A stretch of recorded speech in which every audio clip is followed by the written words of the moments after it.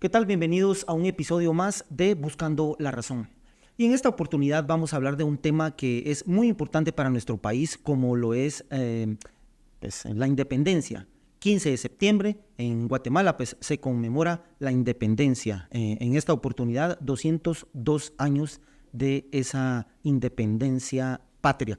Bien, y para hablar acerca de este tema, ¿quién más que un antropólogo, un historiador español radicado en Guatemala, que es coordinador de historia y de proyectos en la Universidad Francisco Marroquín y también docente en la Universidad del Valle? Además, escritor del libro 15 de septiembre, La desvinculación del reino de Guatemala y la oportunidad perdida. Quiero darle la bienvenida al maestro David Hernández. Bienvenido a Buscando la Razón. Muchas gracias. Un honor estar aquí con ustedes. Muy bien. Tengo en mis manos su libro, 15 de septiembre de 1821, La desvinculación del reino de Guatemala y la oportunidad perdida. Sin duda, este es un gran material para todas las personas, para todos los guatemaltecos que debemos de conocer bien sobre nuestra Guatemala, sobre nuestro país y sobre lo que aconteció en ese entonces. Quisiéramos iniciar preguntándole, ¿qué es la independencia en Guatemala? Bueno, pues la independencia en sí es un proceso. Aquí en Guatemala solemos circunscribirlo a una fecha y que todo gire en torno a ese 15 de septiembre, cuando realmente es un proceso algo largo, algo complejo, que va mucho más allá de esa fecha. Tenemos bastantes más fechas y creo que ese es uno de los problemas a la hora de tratar de entender o interpretar ese 15 de septiembre, qué es lo que pasó ahí. Y realmente lo que pasa ahí es el inicio de un proceso que ni mucho menos termina ese día, que queda mucho pendiente por hacer, que va a suceder pues la anexión de Centroamérica al Imperio Mexicano, posteriormente va a ser la creación de la República Federal de Centroamérica, y realmente es un proceso que terminaría el 21 de marzo de 1847, que es cuando se crea la República en la que vivimos hoy, que tendría que ser una fiesta, un día nacional, podríamos decir, el 21 de marzo, bien, porque desde el 15 de septiembre hasta el 21 de marzo del 47, bien, pues Guatemala no es una república, no es un país independiente como tal, va a ser un estado, antes va a ser una provincia. Entonces creo que el punto de partida sería entender que el 15 de septiembre es el inicio de un proceso y no una fecha de independencia en el que se crea Guatemala como país, sino que va a ser algo más tarde.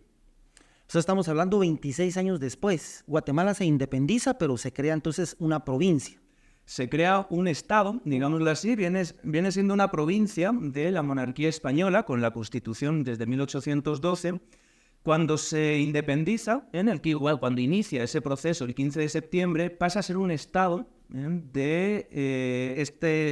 la idea es ser un estado, no se sabe aún qué hacer, si ser una monarquía junto con México, si crear una propia república federal.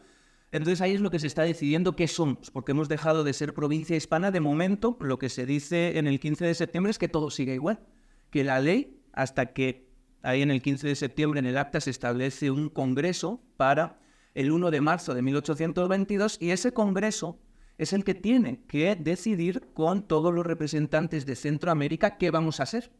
Es decir, primero hemos dicho, queremos ser independientes, ok, pero ahora ¿qué somos? Y el qué somos va a ser ese congreso del 1 de marzo de 1822, que lamentablemente no tiene lugar porque se produce la invasión de México por parte del Imperio Mexicano. Entonces no hubo tiempo, porque desde el 15 de septiembre, está octubre, noviembre, diciembre, y el 5 de enero de 1822 se decreta la anexión de toda Centroamérica al Imperio Mexicano por presiones de Agustín de Iturbide, por tropas imperiales. Entonces queda, podríamos decir, stand-by el qué somos. Y de momento vamos a ser una provincia más, o estado, podríamos decir, de este Imperio Mexicano. Provincias se llamaron, hasta que el propio imperio cae, los mexicanos optan por una república, tiene lugar una guerra civil, y a partir de ahí ya le dicen a Centroamérica, una vez que el Imperio Mexicano pasa a ser la República Mexicana, que Centroamérica ya decida qué quiere ser. Si quiere ser estados, quieren entrar como estados en esa primera República Mexicana, o si quieren formar su propia República Centroamericana, y ahí es cuando los centroamericanos deciden crear esa República Federal compuesta de 5 estados, que serían Guatemala, El Salvador, Honduras, Nicaragua y Costa Rica. Y de ahí, de esos estados, posteriormente van a haber bastantes problemas, guerras civiles. Esos estados van a ir saliendo de esa República Federal y se van a ir constituyendo progresivamente en países independientes, que Guatemala lo va a hacer el 21 de marzo de 1847. O sea que entonces sí influyó bastante la independencia de México para que se iniciara todo este proceso, y luego pues todo lo que nos comentas acerca de hasta llegar 26 años después y lograr esa anhelada independencia. Sí, definitivamente, digamos que el Plan de Iguala sucede en los primeros meses para febrero de 1821, y lo que tiene el Plan de Iguala desde México es que proclama la independencia de la América septentrional. Entonces, claro, ¿qué es la América septentrional? Para eso nos tenemos que ir a la Constitución Política de la Monarquía Española. Y la América septentrional incluye todo el Reino de Guatemala, lo que había sido el Reino de Guatemala, toda Centroamérica. Entonces, de repente, las noticias, el 21 para febrero de 1821, las noticias es que desde México ya se ha proclamado la independencia de toda la América septentrional, con lo cual aquí en Guatemala nosotros entramos dentro de esa América, ya estaríamos independientes, y es ahí donde en Centroamérica y sobre todo en la capital, Ciudad de Guatemala, se empieza a decir, bueno, nosotros somos parte de México, somos independientes, somos autónomos, teóricamente formábamos parte del Virreinato de Nueva España, pero en la práctica siempre tuvimos autonomía. El Reino de Guatemala fue una capitanía que podía tratar directamente los asuntos con la península ibérica, con el Consejo de Indias, sin necesidad de pasar por el virrey. Entonces eso es lo que febrero, marzo, abril de 1821 aquí en Guatemala dicen, bueno, ¿aceptamos que desde México ya nos han proclamado nuestra independencia y estamos junto a México, o somos algo diferente y podemos hacer algo diferente? Y ahí es cuando se va gestando la idea, primero, de que no somos parte de México, no reconocemos como propia en Centroamérica la independencia que propone México y el emperador, bueno, el que fue después emperador Agustín de Iturbide. Y segundo, entonces, orquestar nosotros una independencia propia. Es decir, bueno, México ya tiene la suya, no somos México, vamos a dotarnos de una independencia propia. Pero si no hubiera sucedido esa independencia de México, probablemente nos hubiera dado la de Guatemala, en el tiempo que se dio, por supuesto, no sabemos qué hubiera pasado, pero digamos que lo que sucede en México es fundamental para el desarrollo de esta independencia o de este proceso que inicia el 15 de septiembre en Guatemala. Bueno, en todo esto surgen algunas dudas. Los personajes que buscaron inicialmente esta independencia fueron personajes criollos pudientes. También mencionaste un parlamento. Son los próceres. ¿Cómo me puedes aclarar esas dudas? Bueno, aquí es un poco como también interpretamos ese principio del siglo XIX en Guatemala y en Centroamérica. Realmente quienes sabían leer y escribir en esa época era una minoría. ¿Okay? Y entonces, teniendo en cuenta que el proceso de independencia en Centroamérica se pensó de manera política, de manera dialogada, quienes tenían que dirigirle a las personas que sabían leer y escribir, que podían y entendían la constitución política de la monarquía española, que era la base de la que partimos el 15 de septiembre, que de hecho en el acta del 15 de septiembre se dice que de momento, hasta la convocatoria del Congreso Centroamericano, se mantenga la constitución política de la monarquía española. Es curioso porque dicen, queremos ser independientes, pero de momento que siga estando la misma ley, bien, y la misma constitución que hemos tenido hasta ahora. Nada va a cambiar hasta que nos reunamos en ese Congreso Centroamericano, que no se pudo celebrar en la fecha estipulada por esa invasión, entre comillas, podríamos decir, de México. Entonces, claro, si buscamos quiénes son los que firman, quiénes son los que redactan, pues los poquitos que sabían hacerlo en ese momento y que obviamente representaban una élite política o una élite, podemos decir, económica. Pero podemos ver, por ejemplo, que en muchos alcaldes de los ayuntamientos centroamericanos decían, yo no sé leer y escribir. Entonces firma por mí el secretario, que es el que pues, va a firmar y que me va a explicar qué está sucediendo porque yo no sé leer y escribir. Entonces, bueno, sí, si fue hecho por una reducida élite, sí. Y eran en ese momento los únicos que sabían leer y escribir, como pasó en la mayor parte de Hispanoamérica, que realmente la población acababa de dejar de ser súbdita de la corona para ser ciudadanos desde 1812, pero eso también en la península ibérica, no lo olvidemos, en la península ibérica el alfabetismo era muy alto.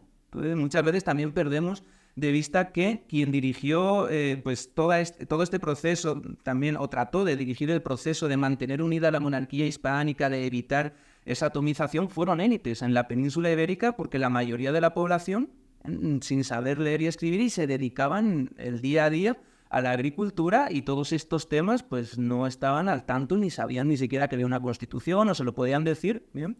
Pero, insisto, era una reducida minoría quien estaba en esa capacidad.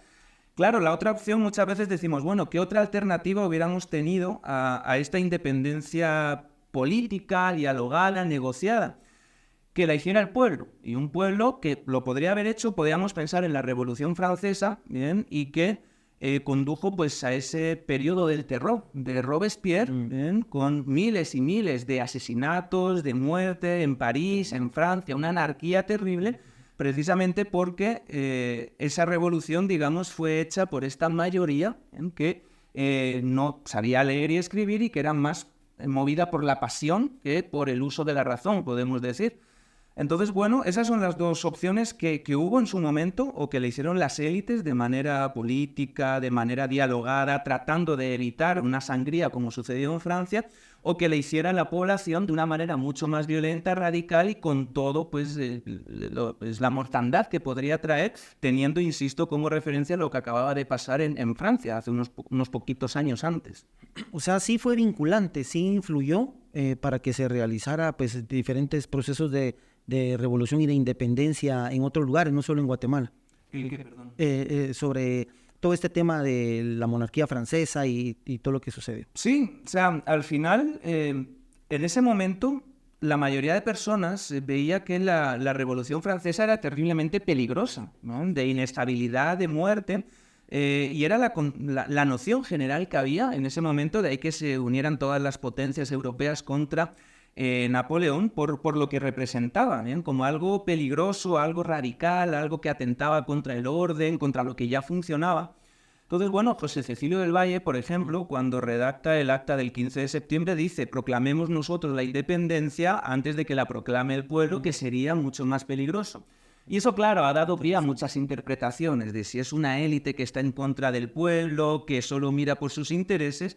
Pero bueno, José Cecilio del Valle tiene bastantes más escritos y explica que realmente era una preocupación que pudiera suceder algo parecido a lo que sucedió en Francia, que fuera una anarquía, que pasáramos por una etapa de demasiada mortandad, y entonces él dice, bueno, tratemos de hacer nosotros este proceso de independencia pacíficamente, que somos los que sabemos leer y escribir, que entendemos las leyes, que entendemos la Constitución, para evitar la sangría que se produjo, por ejemplo, en Francia, cuando fue el pueblo el que dirigió ese proceso de independencia radical y violento. Interesante, bueno, sin duda alguna es un tema muy importante, muy interesante para conocerlo, que incluso ni en las universidades nos cuentan tanto detalle, ¿verdad? Vamos a hacer una pausa, pero quiero dejar la siguiente pregunta al aire. Sin duda, por lo que me mencionas, entonces la revolución no fue para todos los guatemaltecos, y fue un proceso político y económico. Al regresar la respuesta, vamos a una pausa.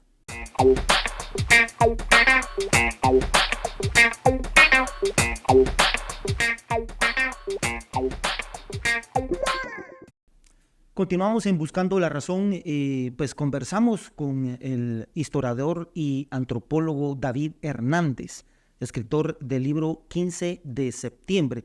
Y sin duda, pues estamos conociendo bastantes temas muy importantes que no se nos mencionaron, que no conocíamos a profundidad. Y antes del corte, pues dejamos las preguntas. Sin duda, este proceso actualmente pues es conmemorativo y es representativo de nuestro país, pero en ese entonces, según su análisis y su estudio, en ese entonces la independencia de nuestro país no fue para todos los guatemaltecos, y sin duda fue un proceso político y económico. Sí, definitivamente. Insisto un poco en lo mismo de que política y administrativamente era una élite la que se encargaba de ese reino de Guatemala, después de cada una de las provincias. Entonces, bueno, el punto es el proceso. Ese 15 de septiembre lo que se inicia en ese momento es algo de lo que tendríamos que estar mucho más orgullosos en Guatemala, precisamente porque se logra de una manera política, de una manera dialogada, entre españoles, que según la Constitución eran españoles todos los de la monarquía española, eran guatemaltecos, eran de la península ibérica. Entonces, bueno, es un proceso, como digo, dialogado, político, que lo podían hacer muy poquitas personas y que se supone que poco a poco iban a ir dando más ciudadanía y que todo el mundo pues iba a poder participar de ese modelo, de ese modelo de república.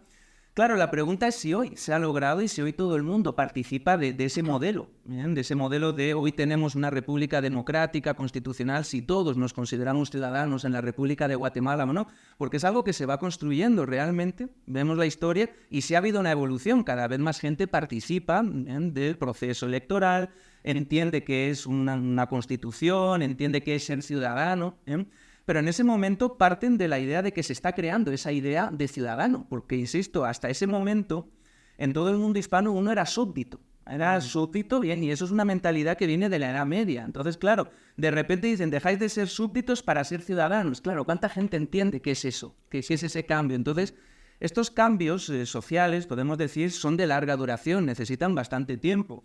Entonces, claro, muchas veces pensamos que el proceso de independencia se hizo mal. Y realmente yo creo que el proceso se hizo muy bien. Todo lo que vino después ya lo podemos poner en duda, porque hoy podemos poner en duda si fue una independencia para todos, si todos en Guatemala participan o no de la república, o siente esa independencia. Pero lo que es innegable es que a principios del siglo XIX, cuando todo se resolvía de manera violenta, podemos ir a México, bien, conflictos, enfrentamientos entre ejércitos, vamos a Sudamérica, conflictos, enfrentamientos entre ejércitos, aquí tenemos una independencia negociada y política. Entonces, creo que es algo que hoy deberíamos como recuperar. Bien, podemos pensar también en lo que está sucediendo en España con Cataluña, que se quiere separar, que no. Bueno, realmente lo que hoy está proponiendo Cataluña es lo que hizo Guatemala de manera política, dialogada y negociada, ¿bien?, de separarse de esa monarquía española porque consideraba que ya no era, ¿bien?, ya no ganaba o ya no tenía el suficiente interés, por decirlo así, en estar.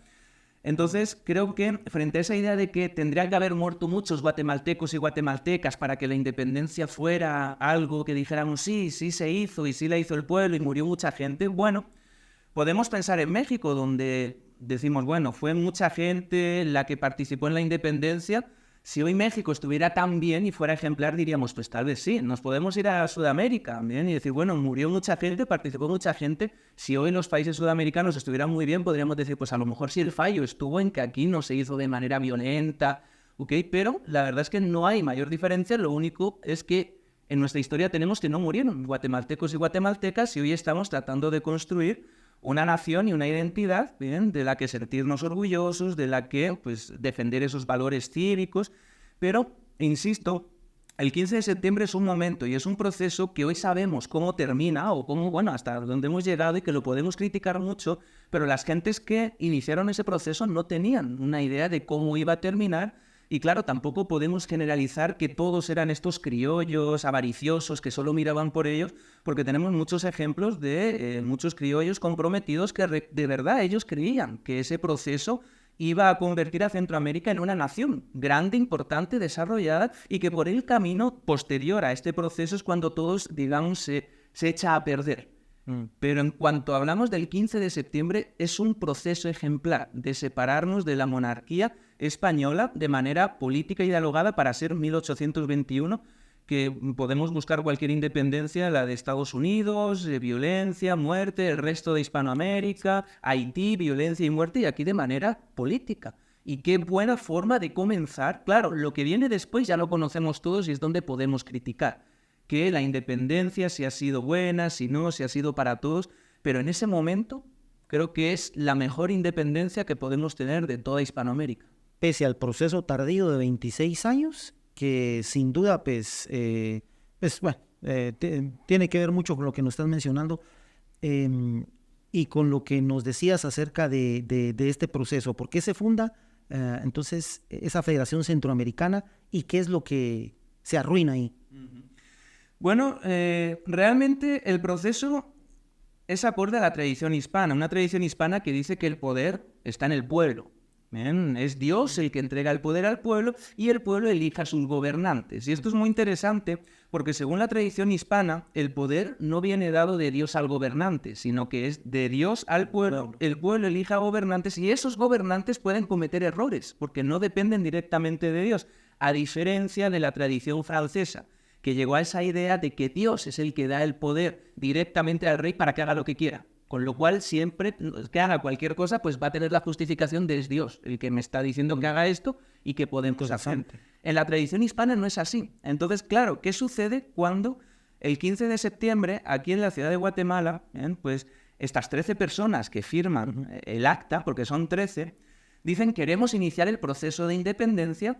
Entonces, cuando esta noticia llega a todos los ayuntamientos de la provincia de Guatemala y de Centroamérica, lo que hace cada ayuntamiento es reunirse y decidir qué hacemos, porque una vez que hemos roto el pacto con la monarquía, el poder vuelve al pueblo.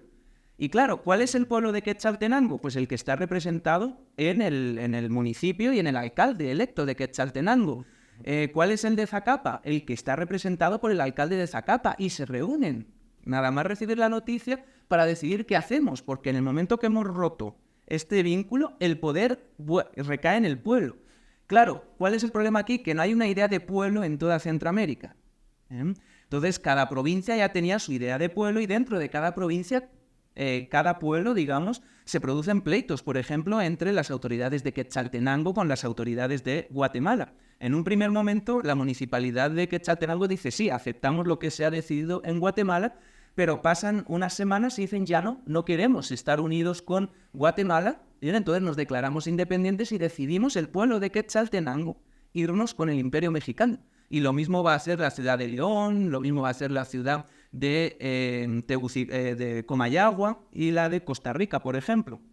Entonces, es tratar de entender ese proceso, insisto, como parte de la tradición hispana que dicen, bueno, el poder revierte en el pueblo que está constituido en sus autoridades locales. Y ahí se decide qué hacer, si secundamos lo que han dicho estas 13 personas, estas 13 autoridades en Ciudad de Guatemala o no. Y entonces nosotros decidimos unirnos a México, que es lo que hizo Chiapas. Chiapas, al momento de declarar México esta independencia, se reúnen y dicen, pues nos queremos separar de Guatemala, del gobierno de Guatemala. Ellos decían, es que nos han estado oprimiendo por 300 años y demás, y decidimos irnos con México. Y eso es parte de la tradición hispana que reconoce eso, que el poder regresa al pueblo y el pueblo decide libremente qué hacer. Entonces no es algo que desde aquí de Guatemala se imponga a toda Centroamérica, sino que cada pueblo en su ayuntamiento, con el alcalde, tenía que decidir si deseaba independizarse o no, o seguir con la monarquía o irse con México, bien, pero de manera libre. Entonces fueron muchas independencias, tantas como pueblos hubo constituidos en Centroamérica en lugar de solo una. Interesante. Sin duda, entonces, si este poder regresa al pueblo, ¿se puede creer que hubo un proceso de votación para definir qué se iba a resolver? No, porque ahí, claro, es difícil, es algo democrático, claro, no. O sea, ¿y qué es el pueblo? Entre Claro. las 13 personas involucradas.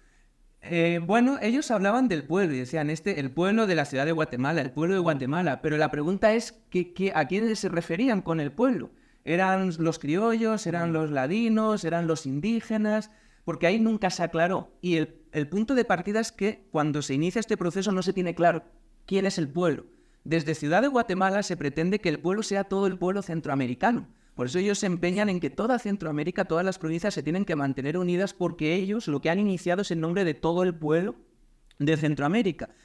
Pero entonces desde la provincia de Nicaragua dicen, no, nosotros no somos guatemaltecos, somos nicaragüenses. ¿Ven? Desde Honduras nosotros somos hondureños, desde Costa Rica nosotros somos costarricenses. Entonces, claro, hay un problema de quién, o cómo entendemos el pueblo de Guatemala, que es lo que pasó aquí, que en lugar de haber un único pueblo, hubieron tantos como pueblos había, constituidos con su ayuntamiento. Y eso es lo que llevó a que unos dijeran, bueno, pues aceptamos el proyecto de Guatemala, y otros decían, yo no acepto el proyecto de Guatemala, no lo aceptamos y nos vamos con el proyecto de México. Interesante. Bueno, en tu libro enfocas como una oportunidad perdida. ¿Por qué razón? Bueno, el punto de la oportunidad perdida es que precisamente se hace una independencia, un proceso, o se inicia un proceso muy bueno, ejemplar, que nosotros hoy ya sabemos cómo termina y que, insisto, eso es lo que podemos criticar, que a partir de ese proceso todo lo que se ha hecho ha dado resultado de una república desarrollada, una república que integre a todas las personas que viven o no. Pero el punto es un proceso que inicia muy bien y que a partir de ahí se echa a perder. Podríamos considerar un poco que esa es la idea.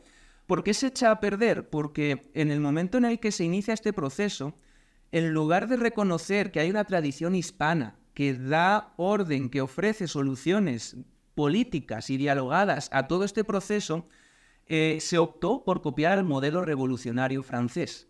Entonces se renegó del pasado, de la tradición hispana, se creó esta historia de 300 años de opresión, de que no hay nada en la monarquía española y en todos estos 300 años que recuperar, y entonces la idea de crear algo nuevo, de crear una nación moderna, no sobre la tradición hispana, sino sobre un modelo que copiamos de los revolucionarios franceses, que es radical, que es excluyente y que termina dando lugar a los caciques autoritarios como puede ser Napoleón Bonaparte. En Napoleón Bonaparte la idea es una república, libertad, igualdad y fraternidad, pero yo me convierto en emperador, que es precisamente contra lo que peleaba en la Revolución Francesa.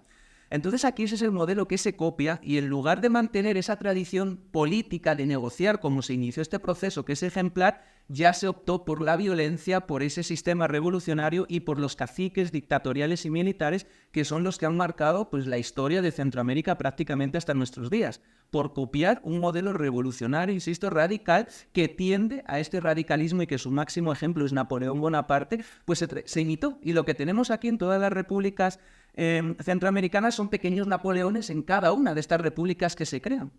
Dictadores militares que utilizan la ley a su beneficio y realmente ese es el problema. Esa fue, digamos, la oportunidad perdida. El pensar que no había nada o renegar de esa tradición hispana que había dado lugar a un inicio de independencia político de manera dialogada, a otro modelo que se convirtió en eso radical y a imponer la voluntad de uno por la fuerza de las armas. Interesante. Bueno, ¿cuál fue la razón de escribir este libro? Y sobre todo, ¿cuál fue el proceso de investigación?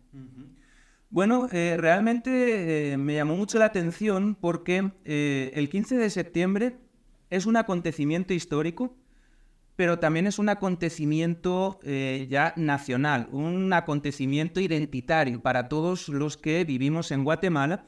Entonces, es difícil hacer historia de estos acontecimientos que ya pasan a formar parte de la cultura popular, de la identidad. Bien, mucha gente piensa que por decir esto estamos atacando la nacionalidad guatemalteca o la historia de Guatemala y realmente estamos haciendo historia o tratando de hacer historia sobre una de las fechas, insisto, más importantes de la República, de las más importantes, pero que ha sido también muy tergiversada y que mucha gente, insisto, como desde pequeños, pues les cuentan que es el 15, pues consideran que con leer 1 o 2 libros ya es suficiente como para tener una idea.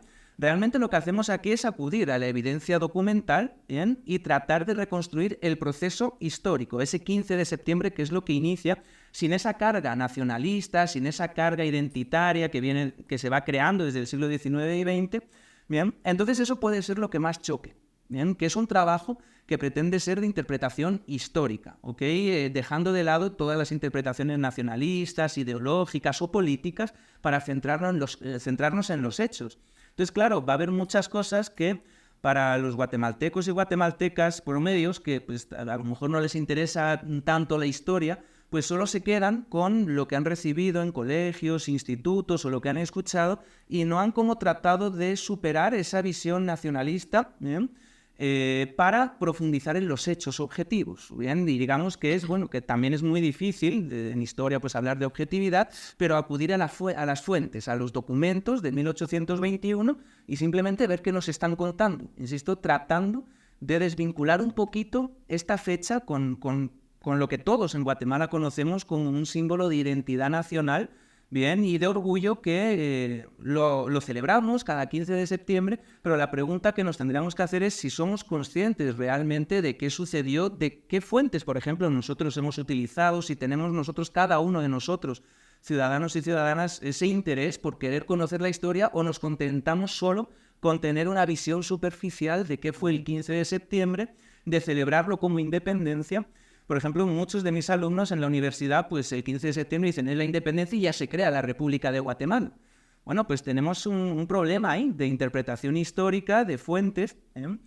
También muchos alumnos, les digo yo, en la universidad, bueno, ¿cuántos han leído el acta del 15 de septiembre? Pues muy poquitos. Y podemos decir que son 3 páginas. O sea, el acta del 15 de septiembre son 3 páginas. Entonces, claro, podríamos preguntarnos con este compromiso ciudadano que cuántos de los que estamos en Guatemala pues nos hemos preocupado por leer esas 3 páginas, que es el acta, y tratar de manera crítica de entenderlas y de iniciar un análisis histórico más allá, insisto, de ese emblema de que en septiembre se llena todo de banderitas de Guatemala, de tenemos que celebrar, de antorchas, de mercaditos y demás.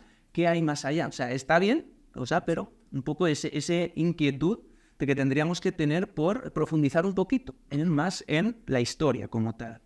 Bueno, sin duda muy interesante pues, conversar y sobre todo conocer sobre estos temas que, pues como bien lo mencionas, nos dan mucha identidad, como lo es la independencia de nuestro país. Vamos a una pausa, ya regresamos.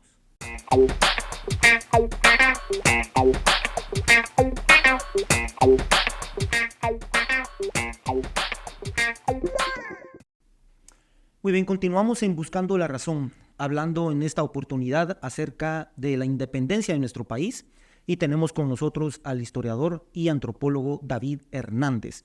Bueno, escritor también del libro 15 de septiembre. Bueno, continuando con esta charla que sin duda estamos conociendo muchísimos temas que pues ni siquiera en las escuelas, en los colegios ni las universidades nos han explicado a profundidad.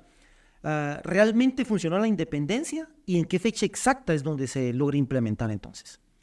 Bueno, pues sí, la independencia se hace, efectivamente, digamos que dejamos de depender del gobierno español, ¿bien? Y es un proceso que inicia el 15 de septiembre, decimos ya no queremos formar parte de ese gobierno.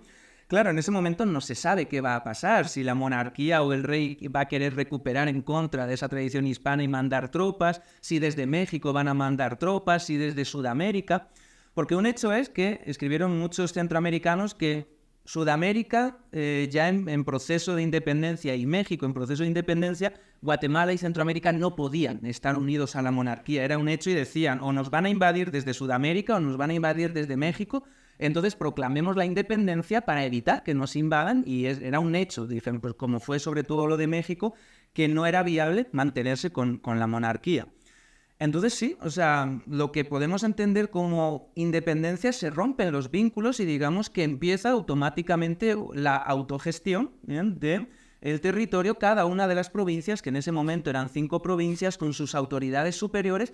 Claro, el problema es que esas 5 provincias no se ponen de acuerdo en si Guatemala va a ser la nueva autoridad de toda Centroamérica, y es lo que el resto dice que no, que ahora todas las provincias van a estar al mismo nivel y que van a decidir libremente qué ser, o si montamos una monarquía o si montamos una república.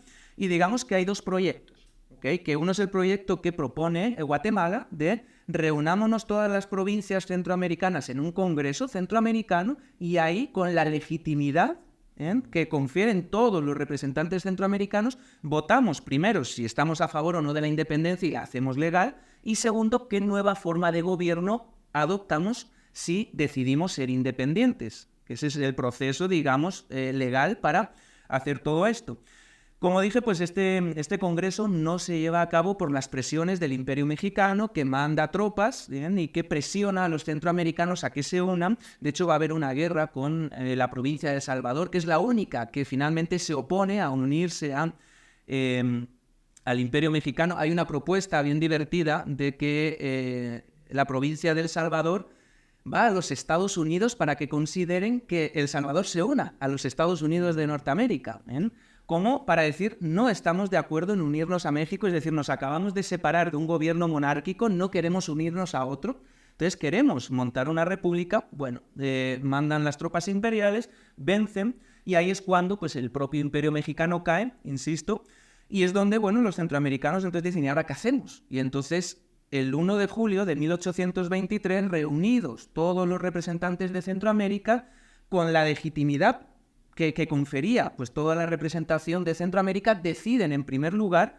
independizarse de la monarquía española, de México y de cualquier otra nación, dicen, tanto del viejo como del nuevo continente. Entonces oficialmente es el 1 de julio de 1823, cuando se establece legalmente, y segundo, adoptan que la nueva forma de gobierno para Centroamérica va a ser la República Federal de Centroamérica. Digamos que el proceso que inicia el 15 de septiembre tiene esa duración y si es un hecho que hay una ruptura con el gobierno y dicen, bueno, vamos a iniciar un gobierno propio. Entonces sí es un proceso de independencia que tiene lugar desde el 15 de septiembre de empezar a decir nos vamos a autogestionar y autogobernar nosotros en Centroamérica. La pregunta es si cada una de las provincias por su cuenta o todas unidas, que es lo que no nos ponemos de acuerdo, y mientras se está dialogando y se está tratando de llegar a un acuerdo, bien, pues es cuando llega México y acaba con toda negociación política posible. Y bueno, la República Federal de Centroamérica fue un proyecto muy interesante de crear una república al estilo de los Estados Unidos de América con 5 estados. Eso sí, una de las condiciones que pusieron las anteriores provincias a Guatemala es que los 5 estados iban a estar al mismo nivel. El estado de Guatemala no iba a ser superior, ¿bien? Y fue una de las condiciones. ¿El problema cuál fue? Pues hubieron muchos problemas. Primero el recelo, porque el resto de provincias centroamericanas recelaban mucho de Guatemala, porque para el resto de provincias centroamericanas, los malos, entre comillas, podríamos decir, habían sido los guatemaltecos, los que habían tenido un gobierno muy monopolizado y muy centralizado en Ciudad de Guatemala desde el siglo XVI, XVII, XVIII y principios del XIX. Entonces es curioso que muchos centroamericanos no echaban la culpa directamente a la monarquía española ni al rey, sino que se lo echaban a las autoridades guatemaltecas. Entonces ese recelo se mantuvo y fue lo que hizo que cada estado tuviera su propio ejército y además hubiera un ejército federal. Y todo esto en un país que se está creando que no tiene dinero. Bien, entonces, claro, crear un país, una federación que parte de esta idea de cada uno vamos a tener un ejército estatal para defendernos de los estados que están dentro de este país. Bien, de ahí ya partimos mal. Luego hubo que pedir dinero, apareció Inglaterra, se le pidió un préstamo enorme que en principio era para fomentar la industria. ¿Y a dónde fue todo ese dinero? A los ejércitos federales y a las guerras civiles que tuvieron lugar precisamente por los recelos que hubo. Entonces, nada más comenzar la federación, guerras civiles entre cada uno de los estados. Y estaba, pues eso, 5 ejércitos más el ejército federal en un país que no tenía dinero. Entonces, fue muy difícil, insisto, que la teoría, y uno ve la Constitución que se hace y es espectacular y es maravillosa, y dices, ostras, si esto hubiera funcionado, la República Federal sería uno de los países más desarrollados del mundo en ese momento. Pero claro, tenemos la realidad de que muy pocos confiaban en ese proyecto y miraban más por cada uno de sus estados que por ese gran proyecto de nación centroamericana. Sin duda eso, pues, me solventaste la siguiente pregunta, que era qué hubiera pasado si hubiese continuado toda Centroamérica unida. Bueno, eso ya, digamos que nos alejamos de lo que es historia para entrar al campo de la especulación. El que hubiera pasado, pues la verdad que no podemos decirlo a ciencia cierta porque son infinidad de posibilidades. ¿Esa República Federal podría haber funcionado? Pues por cómo se entendía, la verdad que no. No había como una confianza, los centroamericanos no sentían realmente esta nación centroamericana como suya, sino que un guatemalteco consideraba la nación guatemalteca, que era diferente a la nación salvadoreña, que era diferente a la nación hondureña. Entonces, la ley, y eso suele pasar mucho, la ley y la Constitución muy buena para la época, pero la realidad y la cotidianidad muy diferente a lo que esa ley pretendía. Entonces, ese es otro de los errores también que, por ejemplo, se achaca mucho a Mariano Gálvez. Mariano Gálvez, jefe del Estado de Guatemala durante esta federación, trató de impulsar reformas que hoy tenemos y que hoy consideramos muy buenas, pero a principios del siglo XIX, y que provocó un rechazo de la población, de una población mayoritariamente conservadora, mayoritariamente religiosa, que defendía la Iglesia Católica, ¿bien? Entonces, lo que sucedió es que salió todos, bien, la mayoría de campesinos, ladinos e indígenas del interior, aquí a la capital a pelear, bien, o a tratar de sacar a Mariano Gálvez precisamente por unas reformas que no entendía la población y al final pues podemos considerar que fue un adelantado de su época porque hoy, insisto, muchas de las reformas que propuso Mariano Gálvez para el Estado de Guatemala las tenemos hoy, no consideramos que sean un problema o un escándalo, pero para la mayoría de la población sí lo fueron en esas décadas de 1830, que fue lo que provocó la llegada de Rafael Carrera y que, entre otros, bien, pues se disolviera la federación, pero ni mucho menos fue exclusivamente por Rafael Carrera que se disolviera la Federación de Centroamérica, porque los problemas eran muchos. Y continuando con esa especulación, ¿qué hubiese pasado si hasta esta fecha pues, no se hubiera realizado ningún tipo de independencia? Bueno, pues de nuevo especular. Tenemos, por ejemplo, la Commonwealth inglesa, ¿bien? De cómo se trató de desarticular ese imperio británico y dar más autonomía e independencia a los territorios que formaron parte. Ahí, por ejemplo, estaría Belice incluida. Bien. ¿Se podría haber hecho algo así? Bueno, pues podría haberse hecho. Y la verdad que no sabemos qué hubiera pasado, ¿bien?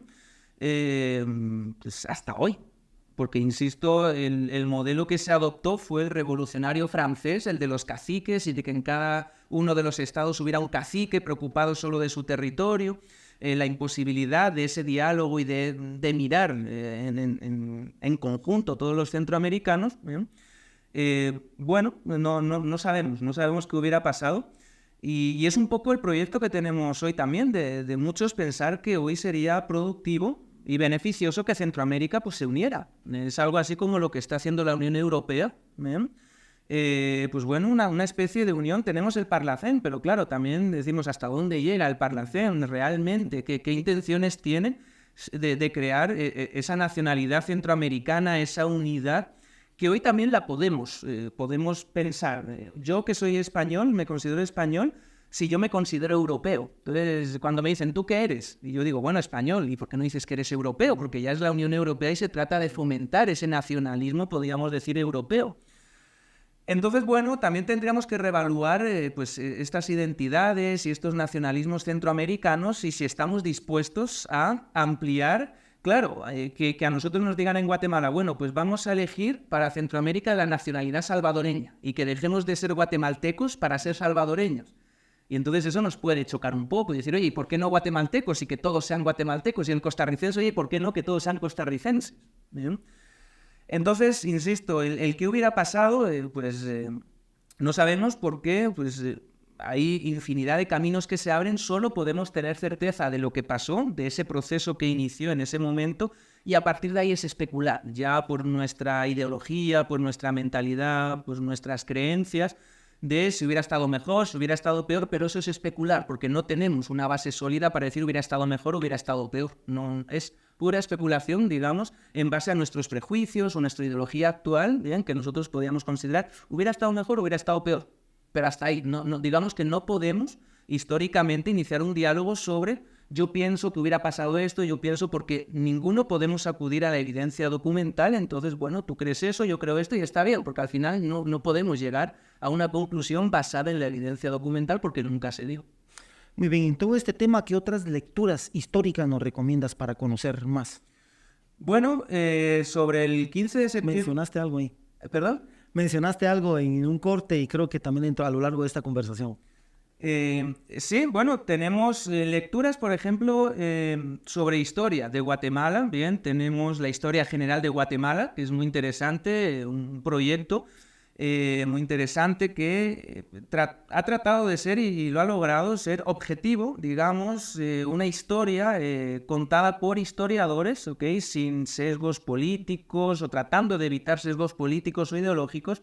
Entonces, estos volúmenes de la Historia General de Guatemala están digitalizados en Internet, es muy fácil acceder a ellos y creo que tiene ese contenido histórico, bien, que tanto nos hace falta un poco, insisto, dejar de ver el 15 de septiembre como esa fecha mitológica, fundacional, ¿ok? Para centrarnos en la fecha histórica y tratar de entender ese proceso de manera histórica. Yo, por ejemplo, contaba que este libro es un resumen de mi tesis doctoral, que espero poder defender en breves, y creo que también pues, ahí aporto mucha más evidencia documental, ¿okay? Para simplemente ser críticos con una fecha tan emblemática, estar orgullosos de la fecha, pero insisto, profundizar un poquito, ir un poquito más allá de esa superficialidad que se ha generado sobre la fecha para entender realmente cuál es la importancia que la tiene y mucho la fecha del 15 de septiembre. Como proceso. Y en cuanto a lecturas, pues insisto, yo recomendaría esa, de Historia General de Guatemala. Son varios tomos que están digitalizados, se accede muy fácil a ella. Y bueno, Breve Historia Contemporánea de Guatemala es un resumen que hace uno de los coordinadores, que es Jorge Luján, que es una lectura que recomiendo mucho a mis estudiantes porque es un libro, claro, uno lo ve y se asusta porque es un libro gordito, es mucho texto y claro, la pregunta es si también nosotros estamos comprometidos y queremos invertir ese tiempo en una lectura que es histórica. ¿Bien? Y creo que es un resumen muy bueno de de esos tomos de la historia general de Guatemala que nos sirve de introducción para ver la historia de Guatemala, insisto, desde el punto de vista histórico, no desde el punto de vista ideológico, político o nacional, que es el habitual. Bueno, sin duda alguna también buscar lo que nos habías mencionado, el acta, la famosa histórica. Bueno, a eso digo, de verdad, en primer lugar, leer el acta. O sea, que yo creo que a mis alumnos les quita ese velo de, bueno, yo nunca había leído el acta, yo pensaba que eran muchas páginas, yo pensaba que ya era la independencia, y después dicen, pero es que no se declara la independencia, ¿y cómo es posible que digamos que nos separamos, pero que la ley siga siendo la constitución política de la monarquía española? Luego, ¿y cómo es posible que solo 13 hayan firmado? Y yo pensaba que era mucha gente, y solo son 13 los que la firman.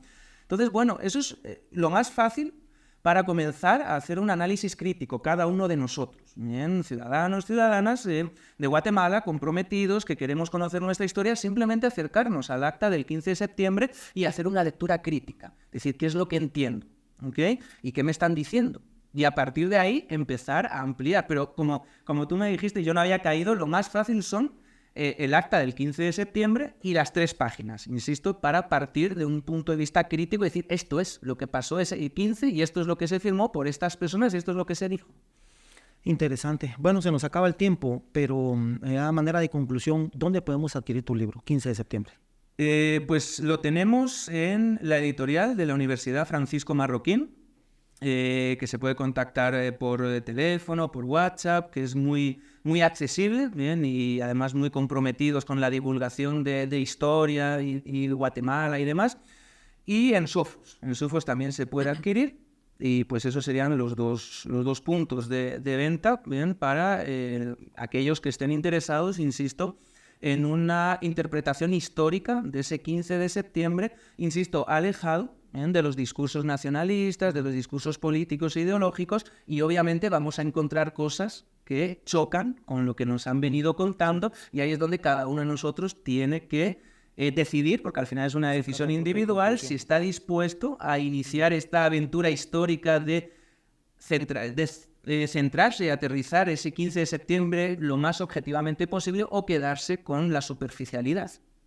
Bueno, sin duda, voy a utilizar tus palabras, una aventura histórica es esta charla que acabamos de tener. Se nos terminó el tiempo, pero agradecemos al maestro David Hernández pues por todo el conocimiento que vino a compartir con nosotros. Y a ustedes le pedimos que continúen en sintonía de Buscando la Razón, nos busquen ahí y nos sigan en redes sociales, estamos en todas las plataformas digitales. Bueno, este fue un episodio más, espero continúen con nosotros. Nos vemos a la próxima. Muchas gracias. Muchas gracias. Au.